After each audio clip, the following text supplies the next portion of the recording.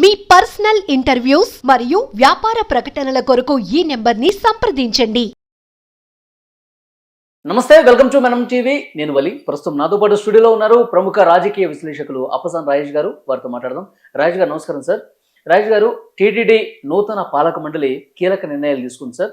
అంటే గతంలో ఉన్న పరిస్థితి ప్రస్తుతం ఈ నిర్ణయాలతో భవిష్యత్తులో ఏ విధంగా ఉండబోతుందో జనాలు కూడా అర్థమవుతుంది. ఏం చెప్తారు మీరు? చంద్రబాబు నాయుడు గారు జూన్ 12వ తారీఖు ముఖ్యమంత్రిగా పదవి బాధ్యతలు చేపట్టిన తర్వాత ఆ రోజు రాత్రే వారు కుటుంబ సమేతంగా తిరుమల శ్రీవారి దర్శనం కోసం తిరుమల వెళ్ళటం జరిగింది. ఆ రోజు వారు అక్కడ ప్రకటించింది ఏంటి? మా కొత్త ప్రభుత్వ పాలన తిరుమల ప్రక్షాళనతోటే మొదలు పెడతాము అని చెప్పడం జరిగింది. ఇక్కడ గమనించుకోవాల్సింది ఏంటి అంటే, జగన్మోహన్ రెడ్డి గారి పరిపాలన ప్రజావేదిక కూల్చివేతతో మొదలైతే చంద్రబాబు నాయుడు గారి పరిపాలన కోట్ల మంది భక్తుల మనోభావాలతో ముడిపడి ఉన్న, కోట్ల మందికి ఆరాధ్య దైవమైన శ్రీవారి సన్నిధి ప్రక్షాళనతో మొదలైంది. ఇప్పుడు బిఆర్ నాయుడు గారి నేతృత్వంలో తిరుమల తిరుపతి ధర్మకర్తల మండలి ఏర్పాటు జరిగిన తర్వాత ఆ ధర్మకర్తల మండలి మొట్టమొదటి సమావేశం నిన్న జరిగింది. ఆ సమావేశంలో చాలా కీలకమైన నిర్ణయాలు తీసుకోవడం జరిగింది. అందులో ప్రధానంగా చర్చించుకోవాల్సింది వచ్చేటప్పటికి, ఇవాళ రాజకీయపు రికమెండేషన్లు అధికార హోదా ఉన్న వాళ్ళకి చాలా సునాయాసంగా దర్శనం దొరికేస్తుంది. లేదు అని అంటే ఆర్థికంగా స్తోమత ఉన్న వాళ్ళకి 10,000 రూపాయలు ఖర్చు పెట్టైనా సరే శ్రీవాణి టికెట్ కొనుక్కొని దర్శనం చేసుకోగలుగుతారు. అటు రాజకీయ పండదండలు, ఇటు ఆర్థిక స్తోమత లేని సామాన్య ప్రజలు ఉంటారు. వందల కిలోమీటర్లు, వేల కిలోమీటర్లు ప్రయాణం చేసి వ్యయ ప్రయాసలకు వచ్చి లిప్త మాత్రపు దర్శనం దొరికితే చాలు, అదే మహాభాగ్యం అనుకొని గంటల తరబడి క్యూల్లో పడిగాపులు కాస్తా ఓర్పుతో సహనంతో ఆయన దర్శనం కోసం అలమటించే ప్రజలు ఉంటారు. వాస్తవంగా ఇవాళ ఏ పాలక మండలైనా ఏ ప్రభుత్వం అయినా మొట్టమొదటిగా అడ్రస్ చేయాల్సింది వాళ్ళ ఇష్యూ. ఇవాళ 24 గంటలు కొన్ని ప్రత్యేక దినాలు ఉంటాయి. బ్రహ్మోత్సవాలు లాంటి, కొత్త సంవత్సరం, వైకుంఠ ఏకాదశి లాంటి పర్వదినాల సందర్భంలో 30 గంటలు 36 గంటల సేపు కూడా ఆ సర్వదర్శనం వాళ్ళు క్యూల్లో పడిగాపులు కాస్తూ నిరీక్షించాలి.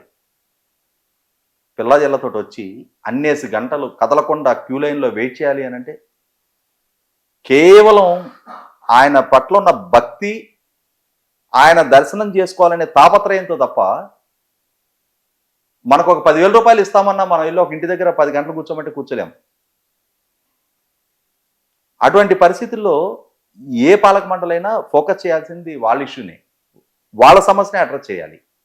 ఇవాళ ఇన్నిన్ని గంటల సమయం వాళ్ళు గడపాల్సి వస్తున్న నేపథ్యంలో ఈ సమస్యను పరిష్కరించాలి, ఈ పరిష్కరించడానికి ఉన్న మార్గాలు ఏంటి అని చెప్పని ఆలోచన చేసి ఆర్టిఫిషియల్ ఇంటెలిజెన్స్ పరిజ్ఞానంతో ఇవాళ 24 గంటల పాటు పడుతున్న ఈ దర్శన కాలాన్ని 3-4 గంటల్లోకి కుదించాలి అని చెప్పని ప్రయత్నం చేస్తున్నట్టుగా ఒక నిర్ణయం వెలువడింది.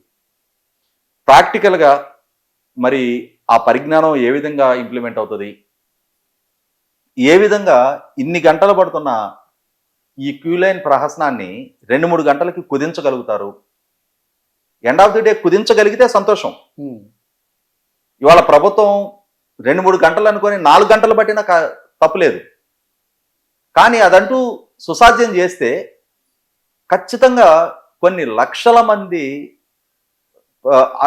శ్రీవారి భక్తులకు స్వాంతం చేకూర్చినట్టు ఉంది. అసలు సిసలు శ్రీవారి దర్శనం కోసం కష్ట నష్టాలకు వచ్చి ఆయన దర్శనం కోసం వేచి చూసే సామాన్య సగటు భక్తుడి ఆకాంక్ష నెరవేర్చినట్టు ఉంది.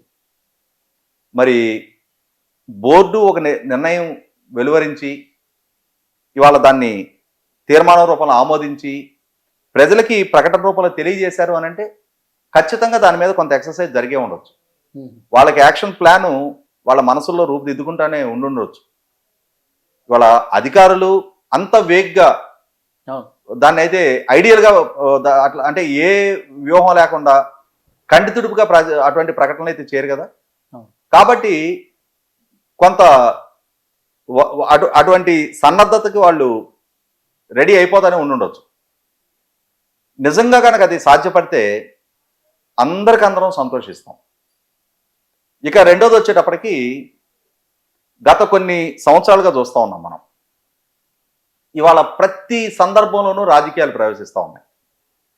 సమయం సందర్భం లేకుండా ఆ ప్రాంతం ఏంటి అనేది చూసుకోకుండా, ఎవరన్నా చచ్చిపోయి ఉంటే వాళ్ళ ఇంటి ముందుకెళ్ళి రాజకీయాలు, ఎవరింట్లో అన్నా శుభ్మా అనుకుంటే పెళ్లి చేసుకుంటుంటే అక్కడికి వెళ్ళి రాజకీయాలు. అలాగే ఇవాళ కోట్లాది మంది భక్తులకు ఆరాధ్యదయమైన శ్రీవారి సన్నిధిలో కూడా రాజకీయాలే. దర్శనం చేసుకొని బయటికి రాగానే వాళ్ళు రాజకీయ నాయకులు అయితే అయి ఉండొచ్చు. మీడియా వాళ్ళు సహజంగానే వాళ్ళని పలకరిస్తారు, వాళ్ళకున్న గుర్తింపు గౌరవం దృష్ట్యా, వాళ్ళకున్న స్థాయి హోదా దృష్ట్యా. ఆ పలకరించినప్పుడు కొండ దిగిన తర్వాత నీ రాజకీయాలు మాట్లాడుకో. 24 గంటలు ఏడుస్తుంది ఆ రాజకీయాలే కదా. ఆ మకిలి అక్కడ శ్రీవారి ప్రాంగణంలో కూడా అదే రాజకీయాల గురించి ప్రస్తావించాలా? ఆ రాజకీయ విమర్శలు తప్ప వేరే అంశాలే ప్రస్తావించలేరా? అంటే నిలువెల్లా రాజకీయం మాత్రమే నింపుకొని ఉన్నారా? 4 మంచి మాటలు చెప్పలేరా? ఆ ధార్మిక చింతనతో భక్తులకు సంబంధించిన అంశాలు, సంస్కృతికి సంబంధించిన అంశాలు వేరే ఏదైనా మాట్లాడలేరా? ఈ రాజకీయపు మడ్ స్లెడ్జింగ్కి కూడా తిరుమలనే వేదిక చేసుకోవాలా? కాబట్టి రాజకీయపు ప్రకటనలు ప్రచారాలకి తిరుమలను దూరంగా ఉంచాలి. అటువంటి రాజకీయపు ప్రకటనలకు ఎవరైనా పాల్పడితే వాళ్ళ మీద కేసులు బుక్ చేస్తామని చెప్పని తీసుకున్న నిర్ణయం 100కి 100 ఆహ్వానించదగ్గది. రాజకీయ నాయకులు అనగానే ఏం కొమ్ములు ఉన్నాయి వాళ్ళకన్నా? ఎందుకు అంత బరితెగించి 2019కి ముందు ఒక జెంటిల్మెన్ అగ్రిమెంట్ లాగా ఉండేది, అదేమి జీవో పాస్ అవలా. కానీ చంద్రబాబు నాయుడు గారి ప్రభుత్వ హయాంలో తిరుమలని రాజకీయాలకు అతీతంగా ఉంచుదాము అని చెప్పని ఒక నిర్ణయం తీసుకున్నారు. ఆయన సాక్షాత్తు రాష్ట్ర ముఖ్యమంత్రిగా ఉన్న రోజుల్లో కూడా విలేకరులు వెళ్ళి అక్కడ రాజకీయాల గురించి ప్రస్తావిస్తే ఆయన ఓపెన్గా చెప్పేవాళ్ళు, కొండ దిగినాక రాజకీయాలు మాట్లాడుకుందాం, ఇక్కడ రాజకీయ ప్రస్తావన వద్దు అని చెప్పేవాళ్ళు. ఆ మాత్రపు విఘ్నత మిగిలిన నాయకులు ఎందుకు మెయింటైన్ చేయరు? ఎందుకు కనపరచరు ఆ మాత్రపు విఘ్నత? కాబట్టి మనకి ఒక సామెత ఉంది, మంచి మనిషికి ఒక మాట, మంచి గొడ్డుకు ఒక దెబ్బ అంటారు. మంచి మనుషులుగా ప్రవర్తించినప్పుడు ఈ దండన ద్వారానే, కేసులు బుక్ చేయడం ద్వారానైనా సరే దాన్ని కట్టడి చేసి తీరాలి. అంటే వాళ్ళకే సిగ్గు రావాలి. అరే మనం మాట్లాడటం ఎందుకు, మన మీద కేసులు పెట్టించుకోవటం ఎందుకు? ఇంత మెచ్యూరిటీ ఉంది, ఇంత అనుభవం ఉంది, ఇన్నాళ్ళు ప్రజా జీవితంలో ఉన్నాం, కొద్దిసేపు మనం సమయంలో పాటిస్తే సరిపోతుంది కదా.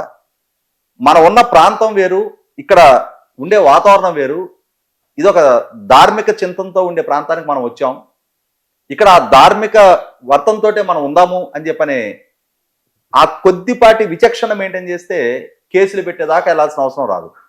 ఇవాళ కేసుల ప్రస్తావన తేవాల్సి వచ్చింది అని అంటే అంత నేలబారు ప్రవర్తించినందుకే కారణం. కాబట్టి ఇదొకటి 100కి 100 ఆహ్వానించదగ్గ వ్యవహారం. ఇంకొకటి శ్రీవాణి ట్రస్ట్. ఈ శ్రీవాణి ట్రస్ట్ ప్రాతిపదికగా చాలా విమర్శలు, చాలా ఆరోపణలు మనం వింటూ ఉన్నాం. కాబట్టి అటువంటి విమర్శలకి ఆరోపణలకి ఆస్కారం లేకుండా, ఇన్ని అకౌంట్లు మెయింటైన్ అవ్వకుండా, శ్రీవారి దర్శనార్థం వచ్చే భక్తులు చెల్లించే ప్రతి రూపాయి కూడా అది టీటీడీకే చెందాలి, డిఫరెంట్ అకౌంట్స్ డిఫరెంట్ ఛానల్స్ ఉండటానికి వీల్లేదు అని చెప్పని తీసుకున్న నిర్ణయం కూడా ఖచ్చితంగా ఆహ్వానించదగ్గది. అలాగే శారదాపీఠం, జగన్మోహన్ రెడ్డి నా శిష్యుడు, నేనే ఈ రాష్ట్రానికి ఒక ముఖ్యమంత్రిని అందించాను అని చెప్పనే బరితెగింపుతోటి తిరుమల శ్రీవారి సన్నిధిలో వాళ్ళ మఠం కోసం అని చెప్పని కొంత వాళ్ళ మఠం నిర్మాణం కోసం భూమి కేటాయిస్తే దాన్ని అతిక్రమించి వేరే భూమిని కూడా ఆక్రమించి ఇష్టారీతిన భవనాలు నిర్మాణం చేస్తే వాళ్ళ భవనం స్వాధీనం చేసుకునే నిర్ణయం జరిగింది నిన్న. ఖచ్చితంగా ఇది ఆహ్వానించాలి. అంటే మేము చట్టానికి అతీతులం, మేము రూల్స్ని అతిక్రమిస్తాము అని చెప్పనే బరితెగింపు ప్రవర్తించే ఎవరినైనా సరే చట్టం ముందు అందరూ సమానమే, పరిధి దాటితే ఎవరిని ఉపేక్షించం. మరీ ముఖ్యంగా శ్రీవారి సన్నిధిలో శ్రీవారినే ధిక్కరించే స్థాయి ప్రవర్తనని అసలు సహించమని చెప్పని ఉమ్, ఆ శారదాపీఠానికి సంబంధించిన భవనాన్ని స్వాధీనం చేసుకోవాలి అని చెప్పని బోర్డు తీసుకున్న నిర్ణయం కూడా 100% స్వాగతించదగ్గ నిర్ణయం.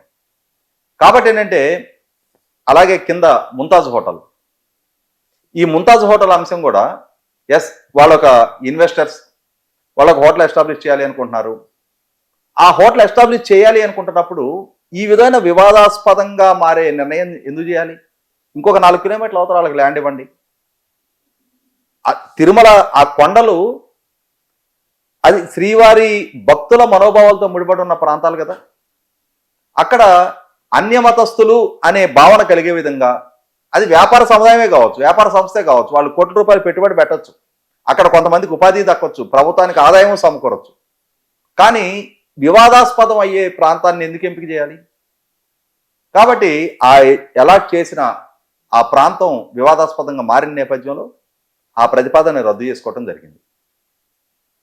అంటే ఇలా కన్స్ట్రక్టివ్గా నిన్న జరిగిన బోర్డు సమావేశంలో చాలా కీలకమైన నిర్ణయాలు తీసుకున్నారు. కాబట్టి భక్తుల నుంచి కూడా అంటే అన్య మతస్థుల్ని అక్కడ తిరుమల శ్రీవారి సన్నిధిలో పనిచేస్తున్న ఉద్యోగస్తుల్లో ఉన్న అన్య మతస్థుల్ని వారిని వేరే ప్రభుత్వ విభాగాల్లోకి బదిలీ చేయాలని చెప్పని నిర్ణయం తీసుకోవటం అది కూడా ఆహ్వానించదగ్గ పరిణామం. ఎందుకనంటే ఆ బదిలీ చేసే ప్రాసెస్లో వాళ్ళ ఉపాధి కూడా దెబ్బతినకుండా వాళ్ళని వేరే విభాగాల్లోకి బదిలీ చేస్తున్నారు తప్ప వాళ్ళని ఉద్యోగాల నుంచి తొలగేటిలా. ఖచ్చితంగా అది ఒక అంటే వాళ్ళ కుటుంబాల పట్ల వాళ్ళ క్షేమం పట్ల కూడా కన్సర్న్తో తీసుకున్న నిర్ణయంగా దాన్ని పరిగణించాలి. వివాదాలకి ఆస్కారం లేని నిర్ణయంగా దాన్ని పరిగణించాలి. కాబట్టి ఇప్పుడు ఈ బోర్డు తీసుకున్న ఈ నిర్ణయాలు అనేది ప్రజలలో ఆ స్పిరిచువాలిటీ పెంచడానికి, ఆ తిరుమల శ్రీవారి ఆ కొండ మీద అపచారాలు జరుగుతున్నాయి అని చెప్పని ప్రజలలో మా మనోభావాలు దెబ్బతింటాయి అని చెప్పని గత కొన్ని సంవత్సరాలుగా వ్యక్తమవుతా ఉన్న ఆందోళనని అడ్రస్ చేసే విధంగా కొంతవరకు అక్కడ ఉన్న పరిస్థితుల్ని చక్కదిద్దే దిశగానే తొలి అడుగులు పడినాయి అని చెప్పని మనం భావించవచ్చు. ఓకే, చాలా మంచి నిర్ణయాలు తీసుకుని ముందుకు పోతుంది సార్. చూద్దాం ఇక భవిష్యత్తులో ఏ విధంగా ఉంటుంది తిరుమల తిరుపతి దేవస్థానం వైభవం. Thank you very much Appasani Rajesh గారు.